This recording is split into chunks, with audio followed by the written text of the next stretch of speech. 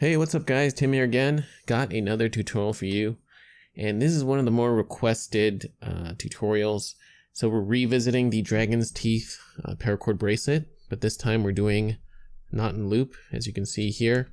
So this is a slightly, I guess a little more unorthodox or slightly different method of doing something knot and loop.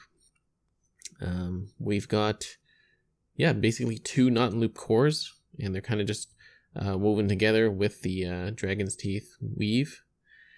And it's a little different, but this is one method I kind of just experimented with for doing a 4-strand core bracelet with knot and loop. It's not the easiest thing in the world, but it takes a little bit more time and a little bit more concentration for this one.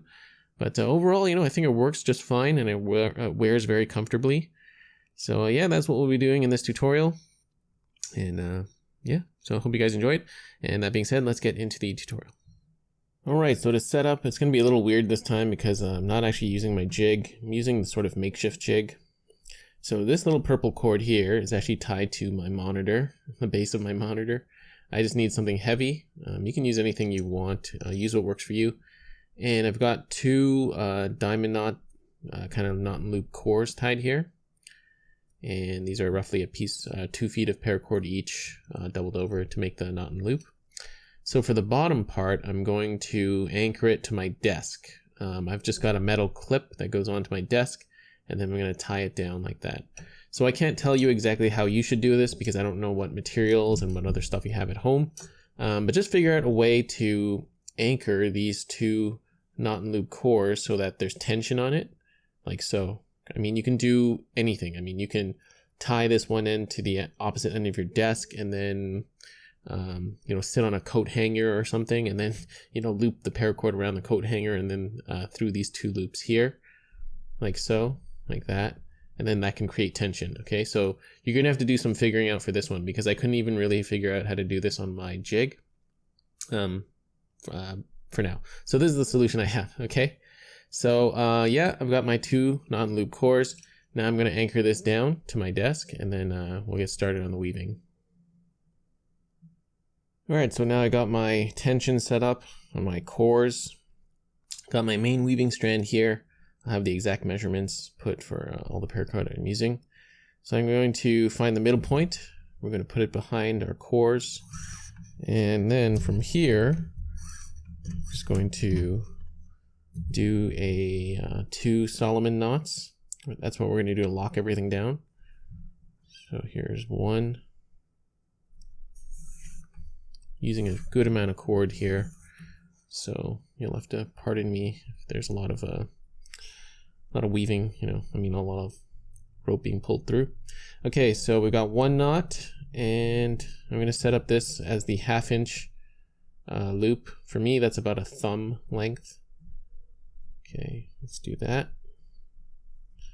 Then we'll do one more just to make sure it's nice and secure.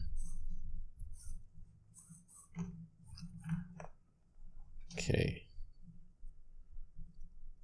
All right, there we go. We've got this loop here now. Now we're ready to start the main weave. Okay, so for the main weave, I'm going to take my accent color first. I have about, I think 4 feet here. So for this one, you're going to have to, when you do this, you're going to have to be wary of your cords because it's not nice and set up like the 4-strand double cow hitch. So I'm going to try to keep them like this. So I've got 1, 2, 3, 4, try to keep them in that order. So let's do this. We're going to have to pass, so these two middle ones, these will be my middle core. I guess you can say that. So we're going to take our accent color and we're going to put it right there like this. Okay. Can give ourselves a little more leeway. There we go. Now for the main weaving strands, I'm going to take the right strand, I'm going to put it through the middle and underneath like that. Pull everything through like that. And then we're going to do the same on the other side. Put the left strand through the middle, bring everything through to the other side.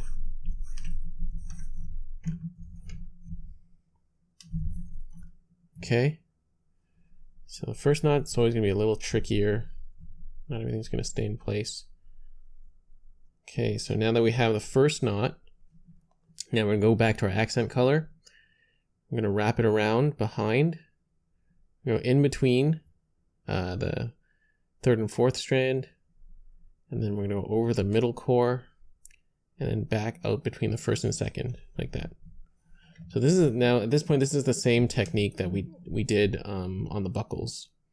It's just we've changed our setup. Okay, so push that up like so.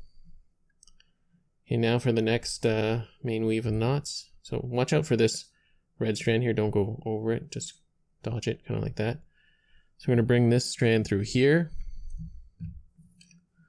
I got too much stuff on my desk. Okay, there we go. Bring that through. Bring that all the way through, like so. The next one through the middle again. Okay.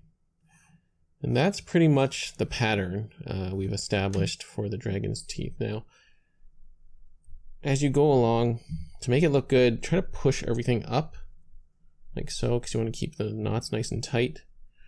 Let's do another one. So again, just bring this red strand behind, like that, and through the middle, over the core, like so. Okay. Now one tip I can also give you is while you're doing this, after the third or fourth one, it'll start to look good and you can tighten everything nicely, but watch out on the back. You see there's a lot of slack here. Make sure you tighten that as well. Like pull all the slack through the red as you go so you don't have to do it after. Okay, so let's do another one. I know it looks a little messy. Sorry about that, guys. There's one, and then we'll do the second one. It's the thing with working with a lot of cord. It's always going to be a little harder to shoot, right? Okay. All right, so you can see where I'm going with this one. So you pull tight, pull everything tight as you go along, and our dragon's teeth weave is starting to form. Okay. So let's check out the back. See, there's a lot of slack here, so just you can kind of pull it through like that if you want. See, or I can just pull on this one. That'll tighten. Okay, so that is pretty much the pattern. Now I'm going to continue weaving, and when we get to the end, I'm just going to keep going all the way down my center here, and when we get to the end, I will show you how to finish it off. Alright, so just about done weaving down the length of my bracelet.